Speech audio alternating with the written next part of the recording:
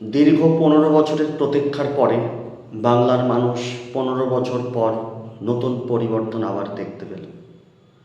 এই 15 বছর ধরে পশ্চিমবঙ্গের তৃণমূল পরিচালিত রাজ্য সরকারের অন্যায় অত্যাচারের দ্বারা অতিষ্ঠ হয়ে সারা বাংলার জনগণ দুহাত ঢেলে ভোট দিয়ে বিজেপিকে জয়ী করেছে। পশ্চিমবাংলার প্রতিটি মানুষ এই 15 বছরের সন্ত্রাসে অতিষ্ঠ হয়ে তারা চেয়েছে নতুন এক পরিবর্তন। এই সন্ত্রাসের রাজত্বের তারা পরিবর্তন চেয়েছে, এই দুর্নীতির রাজত্বের পরিবর্তন চেয়েছে, এই চুরির রাজত্বের তারা পরিবর্তন চেয়েছিল।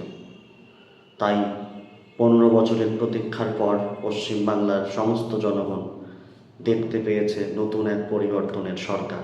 যেই সরকারের মূল স্লোগানই ছিল পরিবর্তন। এবার দেখা যাক নতুন সরকার গঠিত হলো।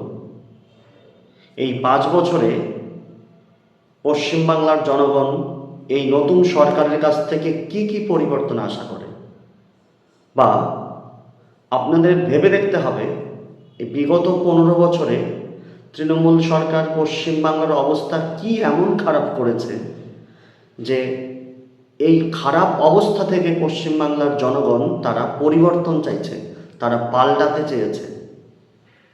তাই আমরা আজকে সেই বিষয়গুলি এক এক করে আলোচনা করব যে আমরা নতুন সরকারের কাছ থেকে কি কি পরিবর্তন আশা করি।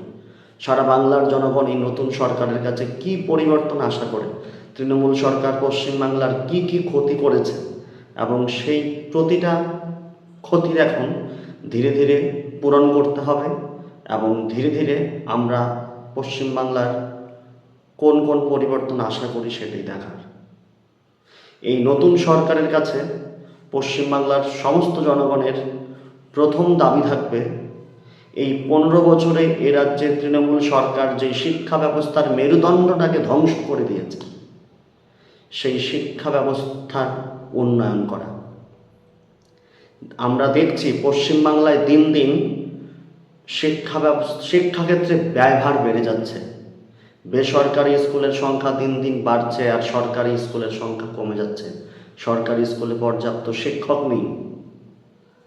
তাই পশ্চিমবাংলার মানুষ এই পরিবর্তন চায়। সমস্ত বেসরকারি স্কুলগুলো বন্ধ হোক, সমস্ত বেসরকারি স্কুল বন্ধ হয়ে সরকারি স্কুলে পড়াশোনা বাধ্যতামূলক করে দেওয়া হোক।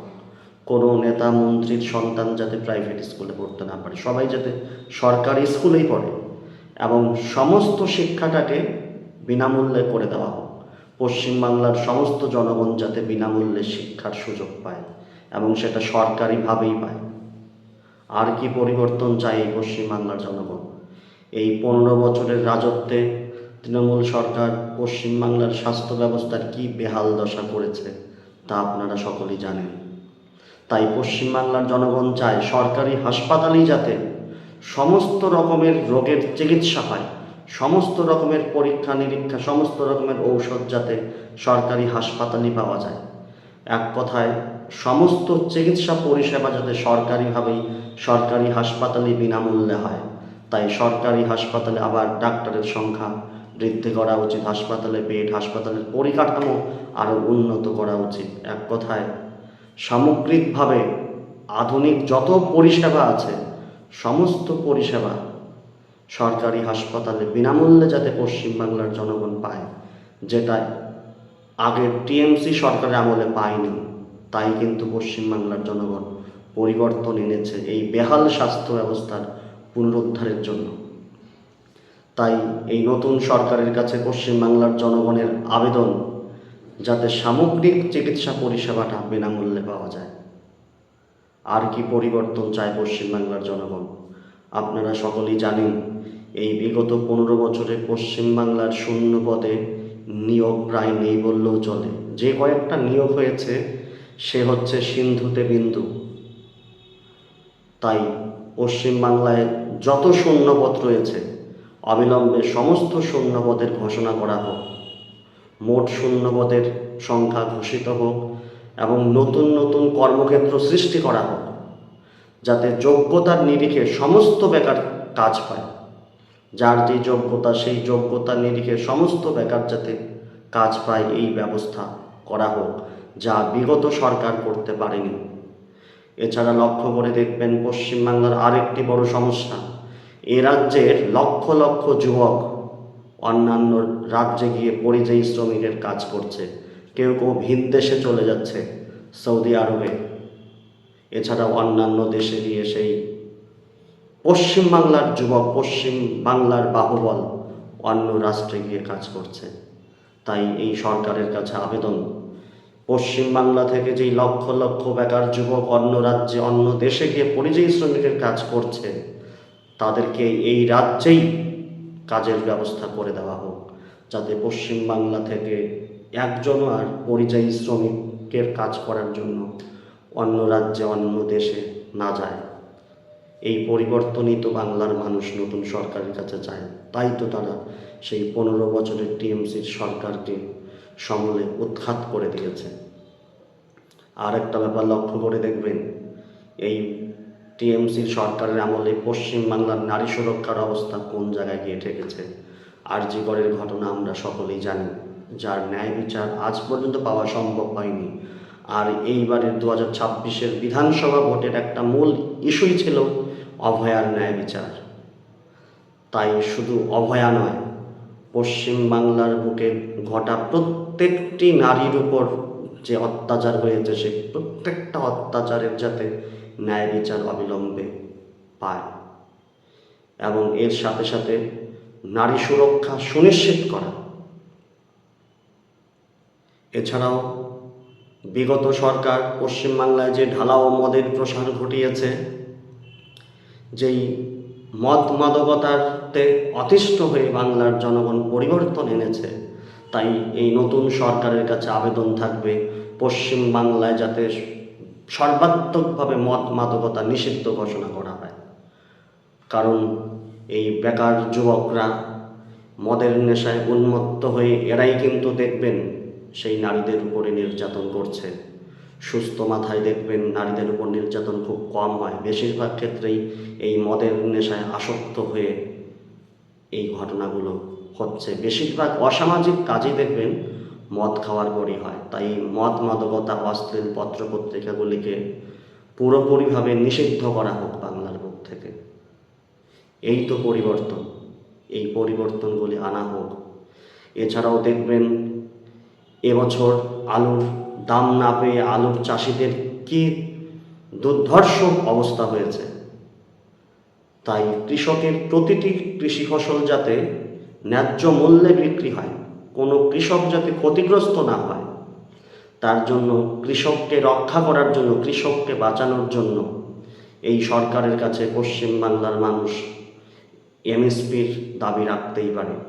কৃষকের ফসলের মিনিমাম সাপোর্ট প্রাইস চালু করা হোক, যাতে কোনো কৃষক ক্ষতিগ্রস্ত না হয়। এছাড়াও বিশেষ করে উত্তরবঙ্গের বুকে যেভাবে উত্তরবঙ্গের জঙ্গল, উত্তরবঙ্গের জমি যেমন করে দিনের পর দিন মাফিয়াদের দ্বারা আক্রান্ত হচ্ছে, এই উত্তরবঙ্গের জল, জমি, জঙ্গল যাতে এই সরকার পুরোপুরিভাবে রক্ষা করে। উত্তরবঙ্গের চা পাতা বাগানগুলো দিনের পর দিন বন্ধ হয়ে যাচ্ছে। বেশিরভাগ চা বাগানের শ্রমিকদের দৈনিক মজুরি 250 টাকার মতো করে দেওয়া হয়।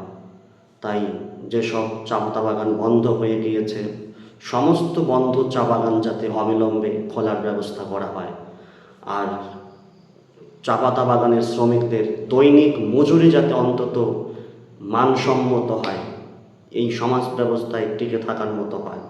এছাড়াও লক্ষ্য করে দেখবেন দিনের পর দিন সিলেবাস পরিবর্তনের নাম করে পাঠ্যপুস্তকগুলোর অবস্থা কীরকম করা হয়েছে। তাই নতুন সরকারের কাছে পশ্চিমবাংলার জনগণ আশা করতেই পারে অন্তত স্কুলের পাঠ্যপুস্তকগুলো যাতে আন্তর্জাতিক মানসম্মত হয়। আর লক্ষ্য করে দেখবেন এই বাংলার তথা ভারতবর্ষের নবজাগরণের মনীষীদের ওপরে একের পর এক আক্রমণ হচ্ছে। নতুন সরকারের কাছে আমরা আবেদন করতেই পারি, সারা বাংলার জনগণ তো এই জন্যই পরিবর্তন নিয়ে এসেছে, যাতে এই পশ্চিমবাংলার কৃষ্টি, কালচার, বাংলার নবজাগরণের স্বাধীনতা সংগ্রামের মনীষীদের যাতে খারাপ ভাষা আক্রমণ করা না হয়।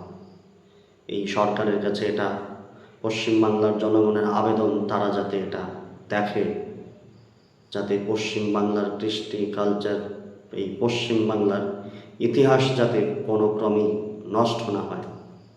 আর সব থেকে বড় কথা, এই 15 বছর ধরে যেই ভয়ের রাজনীতি পশ্চিমবাংলার বুকে ছিল, যেই সন্ত্রাসের রাজনীতি পশ্চিমবাংলার বুকে ছিল, যেই স্বজন পোষণের রাজনীতি এই বাংলার বুকে ছিল, সেই স্বজন পোষণের রাজনীতি আর যাতে ফেরত না আসে। এই সন্ত্রাসের রাজনীতি, ভয়ের রাজনীতি, ঘৃণার রাজনীতি, খুনের রাজনীতি আর যাতে ফেরত না আসে। এই জন্যই কিন্তু পশ্চিমবাংলার জনগণ পরিবর্তন চেয়েছে। খুন, ধর্ষণ, চুরি, দুর্নীতির রাজনীতির হাত থেকে পশ্চিমবাংলার জনগণ মুক্তি চেয়েছে বলেই আপনাদেরকে ভোট দিয়ে তারা পশ্চিমবাংলায় নির্বাচিত করেছে। তাই আপনাদের কাছে পশ্চিমবাংলার জনগণের এটা আবেদন থাকবে যে বিগত সরকারের সেই চুরি দুর্নীতি, বিগত সরকারের সেই সন্ত্রাস, বিগত সরকারের সেই সরকারি শিক্ষা ব্যবস্থাকে ধ্বংস করে দেওয়ার পরিকল্পনা, সরকারি চিকিৎসা ব্যবস্থাকে ধ্বংস করে দেওয়ার পরিকল্পনা, ঢালাও মদের প্রসার, এ যাতে আর পুনরায় ফিরে না আসে বাংলার বুকে। এই পরিবর্তনে কিন্তু পশ্চিমবাংলার জনগণ আপনাদের কাছ থেকে আশা করে। তাই আপনারা এক এক করে এই পশ্চিমবাংলাকে আপনারা যে সোনার বাংলার প্রতিশ্রুতি দিয়েছেন, সেই সোনার বাংলা হিসাবে গড়ে তুলুন।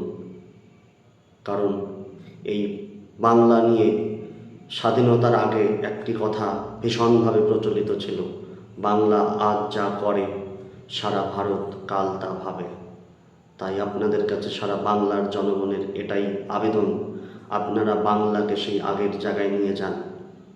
সেই রবীন্দ্রনাথ, নজরুল, ক্ষুদিরাম, রাজা রামমোহন, বিদ্যাসাগর, নেতাজি, মাস্টারদা, বিনয় বাদল দীনেশের আমলের যেই বাংলা, আপনারা এই বাংলাকে আবার তার পুরনো মর্যাদা, পুরনো গৌরব ফিরিয়ে দেওয়ার ব্যবস্থা করুন। বাংলার শিক্ষাকে, বাংলার সংস্কৃতিকে আবার আপনারা জাগিয়ে তুলুন।